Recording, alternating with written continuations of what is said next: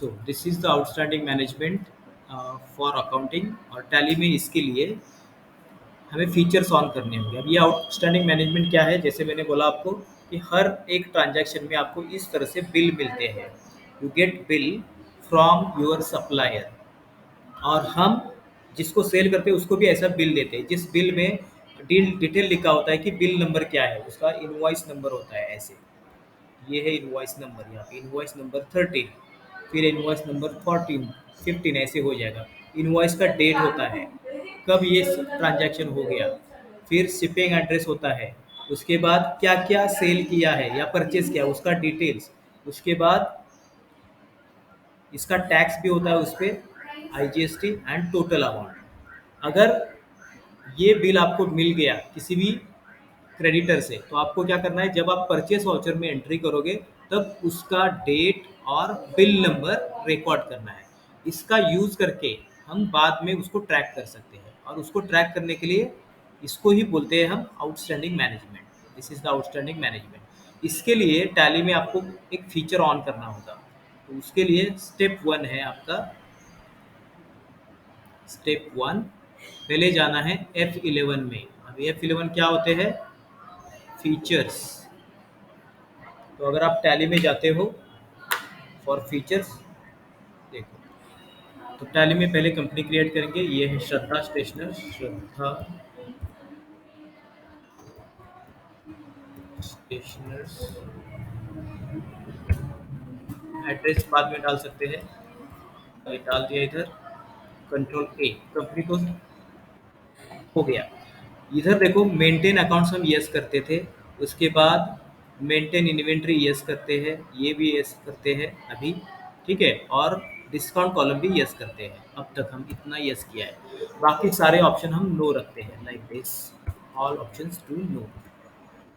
ये वाला भी नो रखेंगे ऐसे। अब अगर आप देखोगे तो first option maintain account yes, maintain bill wise entry, इसको हम इसके पहले नो कर देते हैं ऐसे। लेकिन अभी मुझे बिल पे जो नंबर आता है उसको रिकॉर्ड करना है, इसीलिए ये वाला ऑप्शन यस रहेगा। तो ऑलवेज आपको ये चार, अभी 1 2 3 4 5 ऑप्शन यस रखने हैं, बाकी सारे नो रहेंगे। सो F11 फीचर्स में जाके आपको enable bill wise entry, this option should be yes now onwards.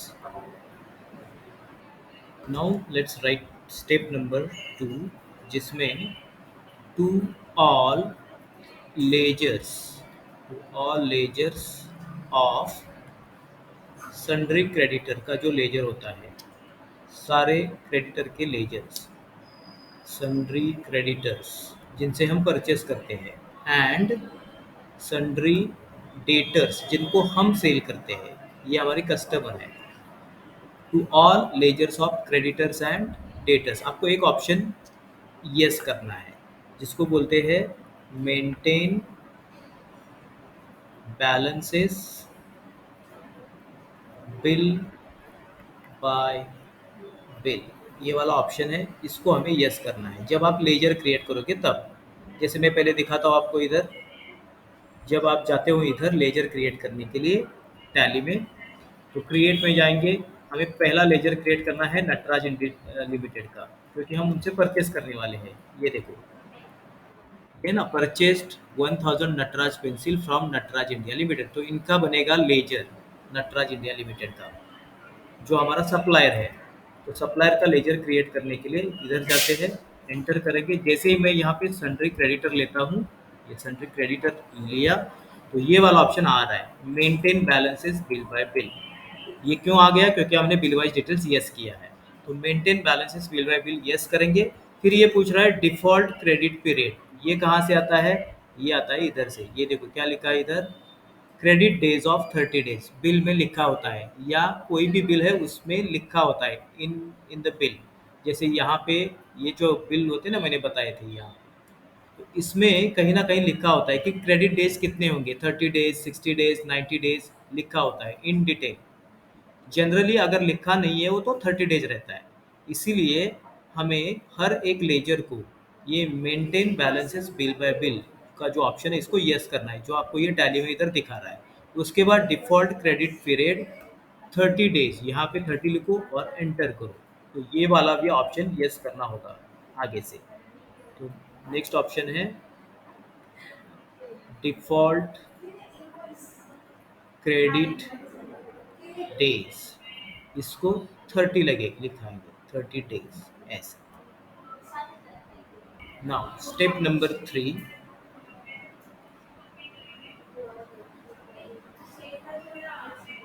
when you record purchase and sales transaction, आप परचेस और सेल्स जब करते हो तब आपको उसका बिल नंबर लिखना होगा। You need to write bill number to record transaction. अब ये बिल नंबर लिखने के लिए बिल वाइज डिटेल्स के 4 ऑप्शंस हैं, जिसमें से फर्स्ट होता है न्यू रेप्स, दूसरा होता है अगेंस्ट रेप्स रेफरेंस, तीसरा है ऑन अकाउंट एंड फोर्थ है एडवांस। ऐसे तो न्यू रेफरेंस कब यूज़ करना है, जब भी नया परचेस होगा, न्यू परचेस एंड सेल्स में ये ऑप्शन यूज़ होता है। अगेंस्ट रेफरेंस कब यूज़ होगा, जब अभी परचेस किया है अब उसका पेमेंट करना है, ऑन टाइम पेमेंट करना है, या पर सेल्स किया तो उसका पैसा आएगा, रिसीव हो रहा है, तो पेमेंट एंड रिसीट वाउचर में इसका यूज़ होगा अगेंस्ट रेफरेंस का। न्यू रेफरेंस का यूज़ होगा परचेस एंड सेल्स वाउचर में। ऑन अकाउंट का भी यूज़ होता है पेमेंट एंड रिसिप्ट वाउचर में। और एडवांस का भी कभी कभी हमें पहले पैसे देने पड़ते हैं, परचेस करने से पहले आगे वाली पार्टी बोलती है कि पहले मुझे इतना पैसा दे दो, 1 लाख का ट्रांजैक्शन है, 20,000 मुझे पहले भेज दो, बाकी के बाद में भेज दो, तो इसको बोलते हैं एडवांस। तो इसका भी ट्रांजैक्शन होता है पेमेंट ट्रांजैक्शन में एंड रिसिप्ट ट्रांजैक्शन में। तो बिल वाइज डिटेल्स के ये 4 ऑप्शन हैं, new, against, on account and advance. हर एक का अलग अलग वाउचर में यूज़ होता है। देखो अगर मेरा लेजर क्रिएट हो गया है, I can record this entry, purchased 1000 Nataraj pencil from Nataraj India limited. उनका 30 डेज क्रेडिट पीरियड मैंने सेट कर दिया है और ये बिल नंबर मुझे लिखना है। ये कैसे लिखते हैं देखो, जैसे ही मैं वाउचर में जाऊंगा, आपको जाना है वाउचर, ये परचेस का वाउचर है। परचेस के वाउचर में इधर सप्लायर इनवॉइस नंबर इधर पूछ रहा है, ये it is asking you supplier invoice number, जो सप्लायर ने दिया है। तो मेरा इनवॉइस नंबर इधर दिया है, ये परचेज जुलाई 26, ये हमारे लिए परचेस है, जुलाई में हुआ है, 26 नंबर का है, इसीलिए मे भी हो सकता है, या ये बिल जो बिल है उन्होंने भेजा है हमें, तो ये बिल का नंबर पहले डाल दिया इधर। उसके बाद पार्टी का नाम चाहिए मुझे, नटराज इंडिया लिमिटेड, ये लिया। अब पार्टी का नाम लेने के बाद मुझे करना क्या है, परचेस गुड्स का लेजर क्रिएट करना होगा। मैं यहाँ ये आइटम इनवॉइस में नहीं हूँ, अकाउंटिंग इनवॉइस में हूँ, मुझे चेंज मोड करके जा रहा हूँ मैं आइटम इनवॉइस में, क्योंकि गुड्स परचेस कर रहे हैं। उधर भी जाता हूँ तो ये सप्लायर इनवॉइस नंबर सबसे पहले आता ही है, इधर पहले सप्लायर इनवॉइस नंबर आता है, उसके बाद पार्टीज नेम आएगा। अब परचेस का लेजर मुझे क्रिएट करना होगा, तो ये परचेस गुड्स अंडर परचेज।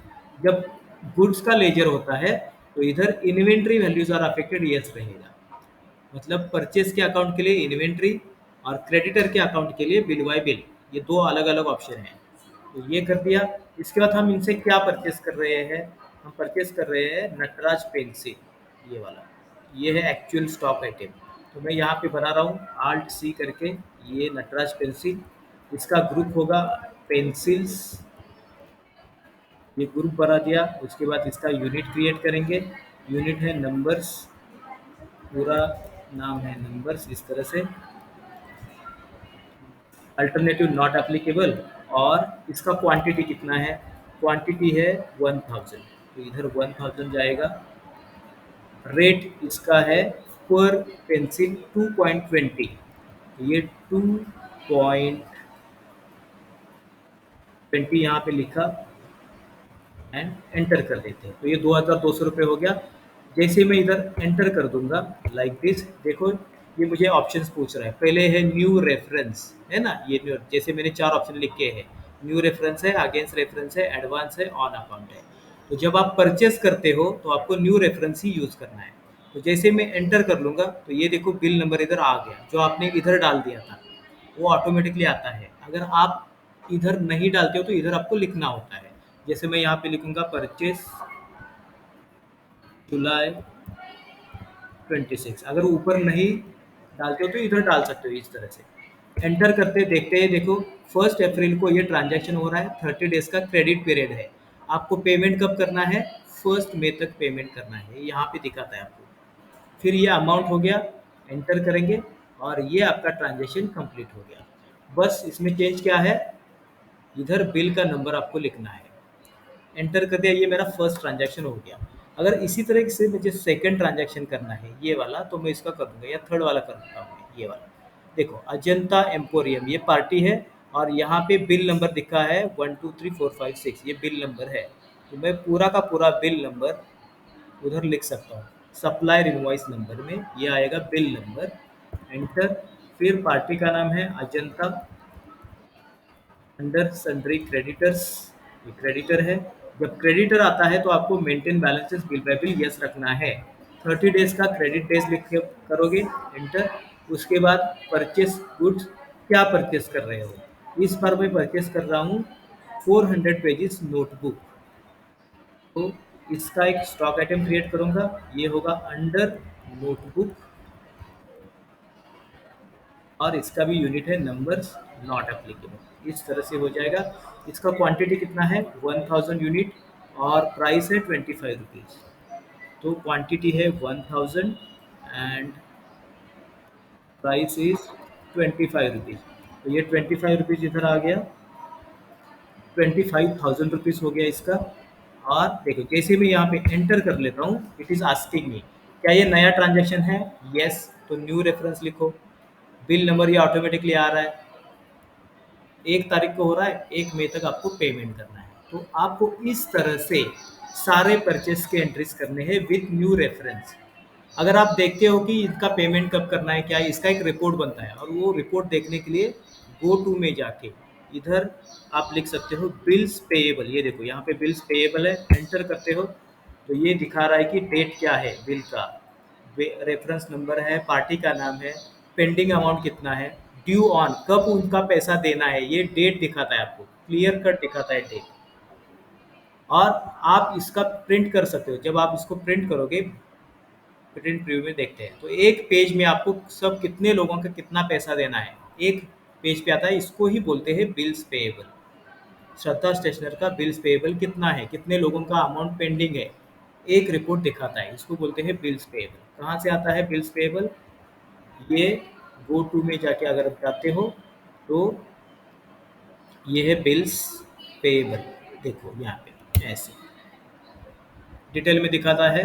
इधर से नहीं देखना है तो आप इधर जा सकते हो, डिस्प्ले मोर रिपोर्ट्स में, statement of accounts, outstanding, bills payable. तो इधर इतना अंदर जाने से पहले आप गो टू में जाके बहुत इजीली इसको फाइंड आउट कर सकते हो। तो बिल्स पेएबल मतलब जिन लोगों का पेमेंट करना है उसका रिपोर्ट दिखाता है।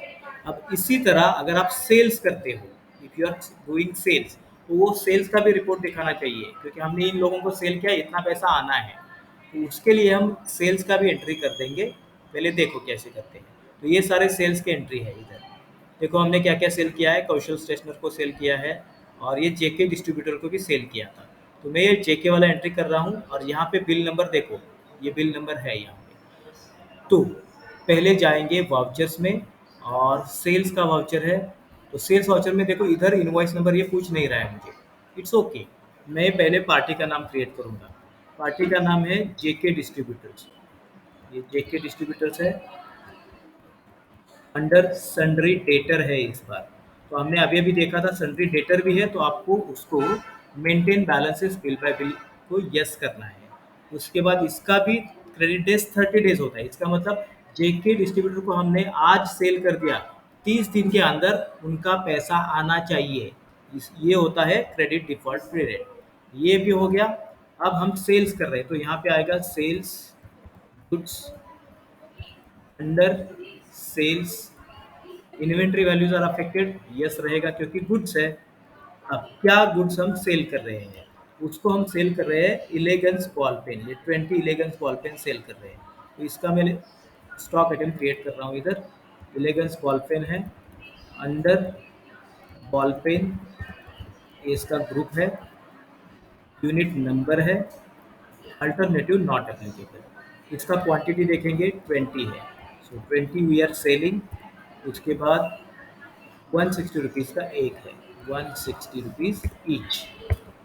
इस तरह से एंट्री करेंगे। ये मेरा एंट्री हो गया। जब मैं एंटर करूंगा इधर तो again it is asking JK distributor को, जो ये सेल्स का ट्रांजैक्शन कर रहे हो, क्या ये नया ट्रांजैक्शन है? यस। जब नया ट्रांजैक्शन होता है आपको न्यू रेफरेंस लेना है। तो न्यू रेफरेंस आने के बाद इसने बिल नंबर ऑटोमेटिकली नंबर 1 लिया है, लेकिन हमारे पास बिल नंबर है, ये देखो सेल्स बिल नंबर है सेल्स 1236, जो हम देते हैं वो बिल नंबर इधर लिखना है ऐसे। एंटर करेंगे तो हमने देखो 1 अप्रैल को सेल किया है, 1 मई तक इसका पैसा आना चाहिए। रिपीट करेंगे और ये हमारा ट्रांजैक्शन ऐसे हो गया। और एक इस तरह का सेल्स का ट्रांजैक्शन देखेंगे जिसमें स्मॉल स्मॉल, ये देखो गोरा स्टेशनर का है। तो मैं फिर से इधर आल्ट सी करके एक नया लेजर बनाऊंगा, बोरा स्टेशनरी, अंडर सन्ड्री डेटर है ये, maintain balances bill by bill 30 days रहेगा। लेजर तैयार हो गया। सेल्स गुड्स, अब क्या सेल्स करना है, उसका स्टॉक आइटम क्रिएट करना होगा। हम इसको स्मॉल स्कूल बैग सेल कर रहे हैं, ये small school bag, under school bags रहेगा ऐसे। यूनिट है नंबर्स, वही आपको स्टॉक आइटम कैसे करना है ये आता है। कितने? 15, तो ये 15 है। और इसका रेट क्या है देखिए, इसका रेट है 315 रुपीज़, 315 रुपीज़ एक का। अब ये 4725 रुपीज़ का बिल है। एंटर करते ही इट इज़ आस्किंग मी, ये जो बिल वाइज डिटेल्स है वोरा स्टेशनरी का, हम उसको बिल दे रहे हैं।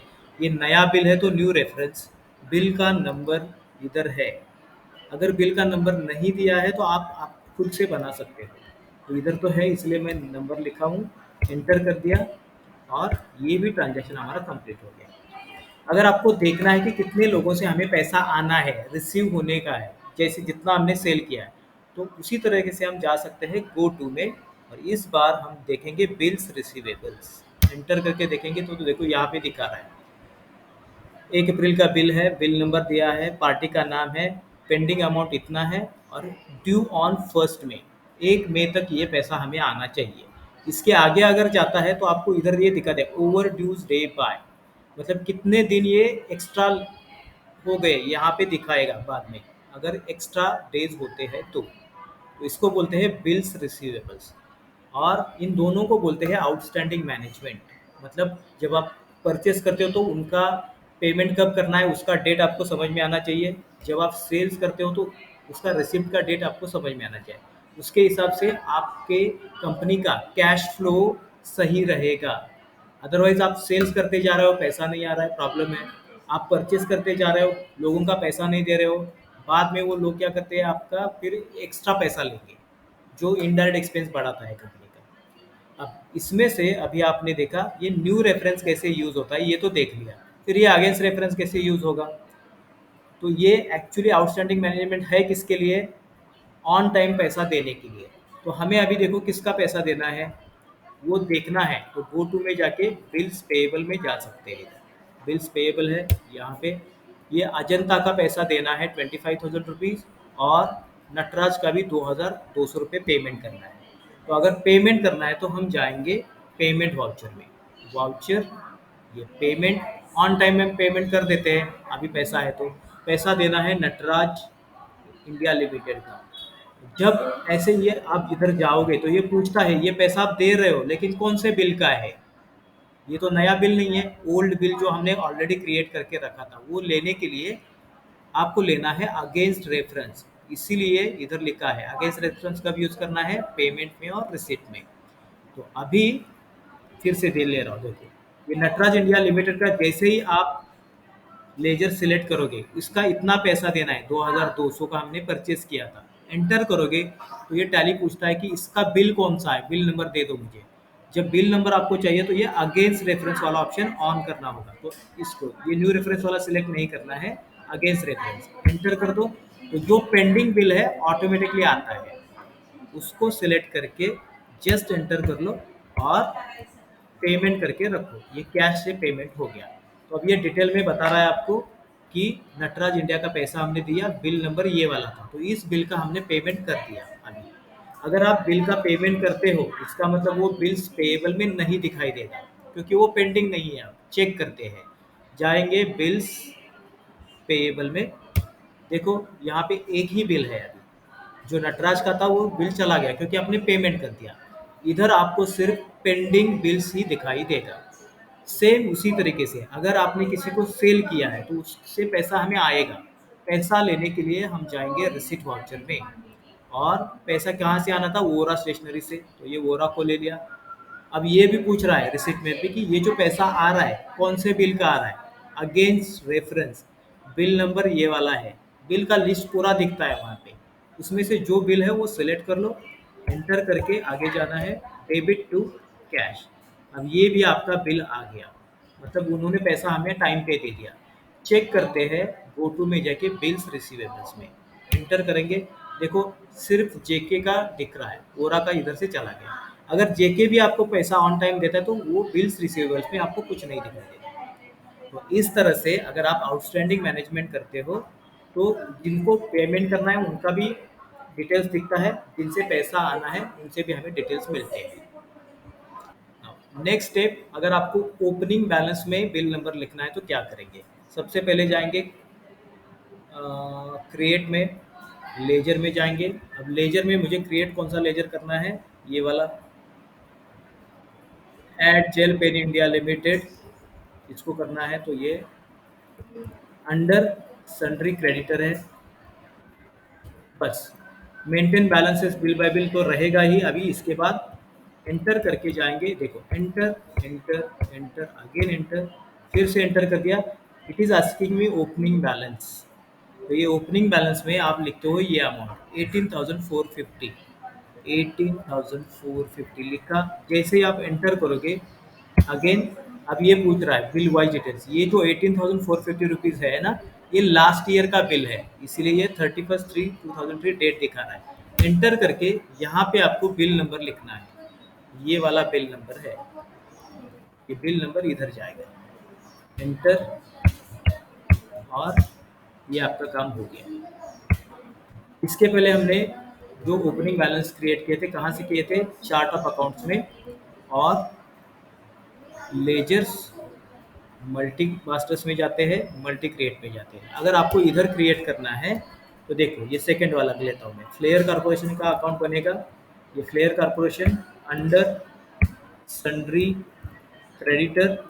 अब ये यहाँ पे ओपनिंग बैलेंस पूछ रहा है, तो ये ओपनिंग बैलेंस हमने यहाँ पे डाल दिया था, ठीक है, 8,560 रुपीज़। ये ओपनिंग बैलेंस जैसे आप डालते हो एंटर करोगे, और एक enter, now it is asking ये 8,500 रुपीज़ कौन से बिल का है, इसका बिल नंबर मुझे दे दो। तो नेम में आपको बिल नंबर उसका लिखना है, ये है FC3। तो ये बिल नंबर किसके आएंगे, सिर्फ क्रेडिटर और डेटर के बिल नंबर आते हैं, बाकी किसी भी अकाउंट का बिल नंबर नहीं होता है। तो इस तरह से आपको पहले बिल नंबर सेट करने होंगे और उसके बाद आप काम करना शुरू कर सकते हो।